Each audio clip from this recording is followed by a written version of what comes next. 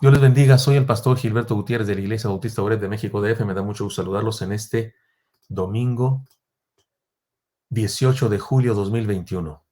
Teología de la Esperanza. En nuestra serie estamos en el devocional número 30 y será el último de esta serie. Prisioneros de la Esperanza le llamaremos a la enseñanza de hoy. Como dijimos ayer, hemos estudiado todos los textos escritos por el apóstol Pablo en sus cartas, en donde habla de la esperanza del cristiano. Para terminar esta serie, estamos estudiando algunos textos en donde Pablo no solo habla de la esperanza, sino que la ejerce, la vive, la experimenta en plena acción. No se trata de otra de sus cartas, sino del libro de los Hechos, escrito por Lucas, uno de sus colaboradores, y que nos describe las aventuras del apóstol Pablo, e insisto, de las ocasiones en las que Pablo no solamente habló de la esperanza, sino que vivió la esperanza, la ejerció. He aquí un ejemplo más. Pablo sigue en un proceso de juicio en el que los judíos participaban con sus acusaciones y los funcionarios romanos, por no quedar mal con los judíos y no provocar un problema social, mantienen a Pablo preso. Después de darse cuenta de que su vida peligraba, pues había un complot para matarlo, Pablo apela al César, es decir, pide ser juzgado en Roma misma, la ciudad, por la autoridad máxima del gobierno del Imperio Romano. Eso fue algo que podía haber hecho, pudo hacerlo, porque era un ciudadano romano. No todos los habitantes del imperio lo eran. Al parecer, se debió a que había nacido en Tarso de Cilicia, que se incorporó a Roma, y los ancestros de Pablo tenían una elevada condición social y recibieron la ciudadanía. Otros piensan que se debió a que su padre de Pablo había realizado alguna misión a favor de Roma y que así había ganado ese privilegio para toda la familia. Como sea, Pablo hizo uso de esa condición, que era privilegiada, para defenderse. Sin embargo, los problemas políticos de momento lo mantuvieron preso, hasta que interviene una interesante pareja, el rey Agripa y su hermana Berenice. Pero digo su hermana porque era su hermana en la carne, pero se rumora de que tenían una relación incestuosa. Estos personajes tienen una larga historia de pecado y de perversiones tremendas. Sin embargo, en el libro de los Hechos se nos cuenta que tuvieron la oportunidad de escuchar un mensaje del mismísimo apóstol Pablo. Escucharon a Pablo, estos dos malvados, perversos, de familia de malvados y de perversos. Escucharon un mensaje de Pablo, en donde podemos notar que Pablo, una vez más, habla de la esperanza y la vive además. Leamos el célebre encuentro, se los leo, es su defensa ante Agripa. Dice, entonces Agripa le dijo a Pablo, ¿se te permite hablar por ti mismo? Pablo entonces, extendiendo la mano, comenzó así su defensa.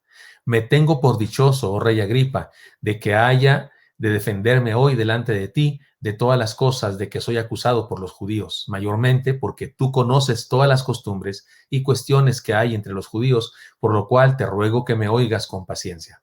Mi vida, pues, desde mi juventud, la cual desde el principio pasé en mi nación, en Jerusalén, la conocen todos los judíos, los cuales también saben que yo, desde el principio, si quieren testificarlo conforme a la más rigurosa secta de nuestra religión, viví fariseo.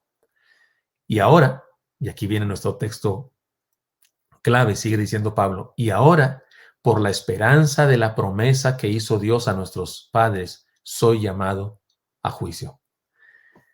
Promesa cuyo cumplimiento esperan que han de alcanzar nuestras 12 tribus, y sirviendo constantemente a Dios de día y de noche por esta esperanza, oh rey Agripa, soy acusado por los judíos, que se juzga entre vosotros cosa increíble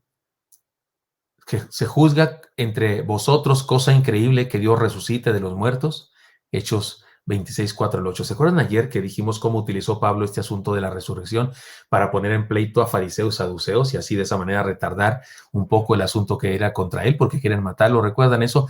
Pues ahora aquí está hablando con Agripa y le expone estas cosas. Y se fijaron ustedes también que en varias ocasiones el apóstol Pablo utiliza la palabra esperanza, pero no solo está utilizando la palabra esperanza, está teniendo esperanza. El mensaje sigue, y si lo analizamos, no solo es una defensa de su persona y ministerio, sino una descripción del verdadero cristianismo. Es un sermón evangelizador, con desafío, invitación final y toda la cosa. Déjenme les cuento la respuesta del rey Agripa. Entonces Agripa dijo a Pablo, Por poco me persuades a ser cristiano. Y Pablo dijo, quisiera Dios que por poco o por mucho, no solamente tú, sino también todos los que hoy me oyen, fuesen hechos tales cual yo soy, excepto estas cadenas.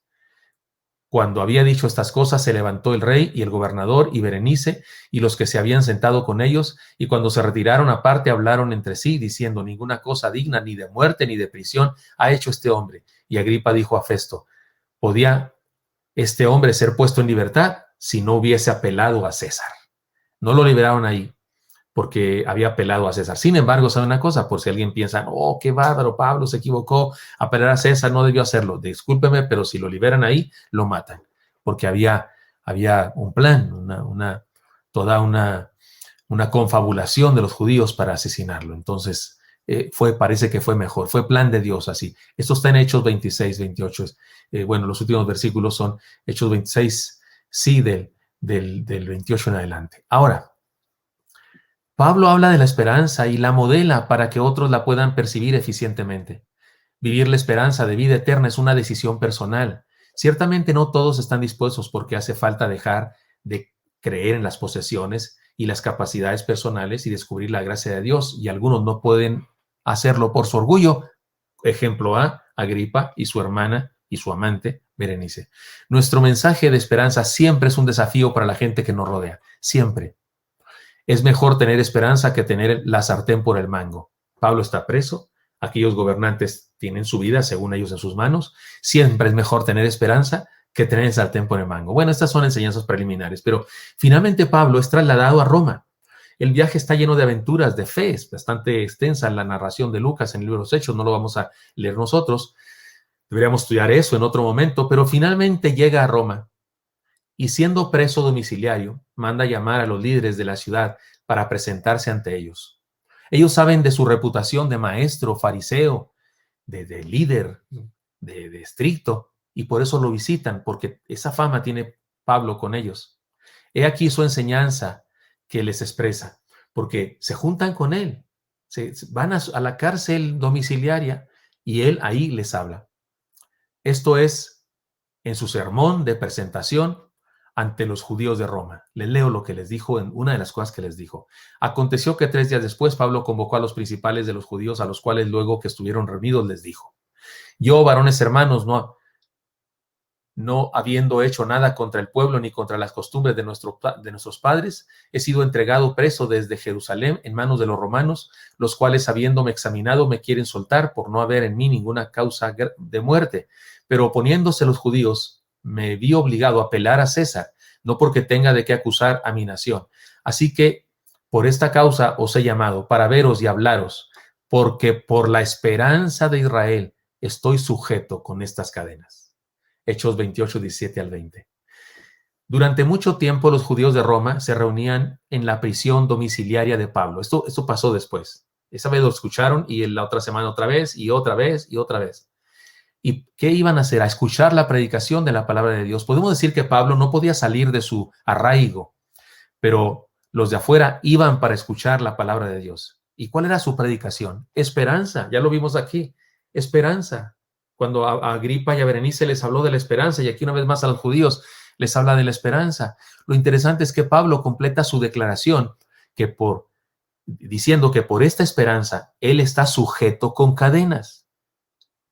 Ahora, se refería a la cárcel, por supuesto, que aunque por ser ciudadano romano era una casa que él mismo rentaba, era un permiso que se le daba a ciertos presos como él. Él mismo pagaba una renta, pero es un hecho que no podía salir de ahí. Era custodiado por algunos soldados romanos seguramente, pero como dicen por ahí, aunque la jaula sea de oro, no deja de ser prisión. Por eso él dice, por esta esperanza es que estoy sujeto a estas cadenas. Sin embargo, me gustaría tomar esta experiencia como una metáfora o un símbolo de nuestra relación con la esperanza, porque me gustaría que usted y yo pensáramos ser presos de la esperanza. ¿No le gusta esa idea? Martín Lutero decía que su mente estaba cautiva por la palabra de Dios. Pues qué tal que usted y yo podemos decir que nuestro corazón, nuestra voluntad está cautiva, está presa por la esperanza. Esa que hemos definido ya durante 30 devocionales con esa que tiene que ver con una vida de seguridad, de paz, de confianza en este trayecto de la vida, porque sabemos a dónde vamos, porque sabemos quién nos ama y quién nos está esperando, y entonces tenemos tranquilidad mientras caminamos, aun cuando haya dificultades. ¿Qué tal que somos presos, cautivos de esta esperanza? Por eso déjame decir 7 declaraciones finales. Seamos prisioneros de la esperanza hasta entender que todo lo que nos pasa es parte de nuestro trayecto en esta vida rumbo a la eternidad. O sea, lo que está pasando ahorita no es lo más importante es hacia dónde vamos. Voy a decir esto mismo de otras 6 maneras distintas para que cualquiera de ellas haga sentido a nuestra vida. Número 2, seamos prisioneros de la esperanza encontrando propósito eterno en toda circunstancia temporal. Todo lo que pase aquí, trivial o temporal, tiene un propósito eterno en nuestra vida cuando tenemos esperanza. En tercer lugar, seamos prisioneros de la esperanza hasta ser un incentivo para que otros busquen al Señor para tener esperanza también ellos. La esperanza de Pablo motivó el corazón de otros. Por poco y me persuades, dijo Agripa. Número 4, seamos prisioneros de la esperanza, alejados de toda desesperanza y despropósito. Como Job, ¿se acuerdan cuando Job, aún en medio de aquella bancarrota tremenda, dice el escritor sagrado, y no atribuyó Job a Dios despropósito alguno? Nunca dijo Job, ¿por qué pasa esto? No es posible. No, algo en su corazón le decía que aquello que estaba pasando tenía un propósito. Eso es tener esperanza. Número 5, seamos prisioneros de la esperanza con la certeza de que Dios tiene un plan para nosotros y nada ni nadie impedirá que lo cumpla. Número 6, seamos prisioneros de la esperanza desde la fe en el Señor que nos ha salvado, disfrutando su amor que nos ha dado vida eterna y viviendo este viaje llamado vida con perspectiva de victoria. Eso es esperanza, es tener una perspectiva de victoria, es tener una visión de victoria, es tener el entendimiento de que por su salvación, por gracia y por su amor con el que nos ha de recibir en la vida eterna, el trayecto intermedio lo vivimos a plenitud. Y 7, para terminar. Séptima manera de decir la misma cosa. Seamos prisioneros de la esperanza hasta ser felices bajo cualquier circunstancia, teniendo la convicción de que estamos en trayecto y por eso hay tribulaciones. Pero un día llegaremos a la meta de la vida eterna. Todavía no llegamos, por eso no se queje, todavía no llegamos, estamos en trayecto. Pero vivir en esperanza es estar seguro de eso. Señor, bendice a mis hermanos y mis hermanas y te pido que todos los estudios que hemos tenido durante estos 30 días, Señor, de devocionales sobre la esperanza, hagan mella en nuestro corazón y nos llenen, Señor, de esa seguridad, de esa confianza, de saber que estamos en camino, que estamos arriba de la nave y que nadie va a poder hacernos daño porque vamos rumbo a tus brazos, Señor, en forma absoluta y perfecta. Así que danos a mis hermanos y a mí, Señor, esa tranquilidad y esa paz. Y te pido por los angustiados, por los enfermos, por los tristes, por los ansiosos. Bendice a tu pueblo. Te lo pido en Cristo Jesús. Amén. Espero que eso sea útil para usted y me encantaría encontrarle el día de mañana. Hasta pronto.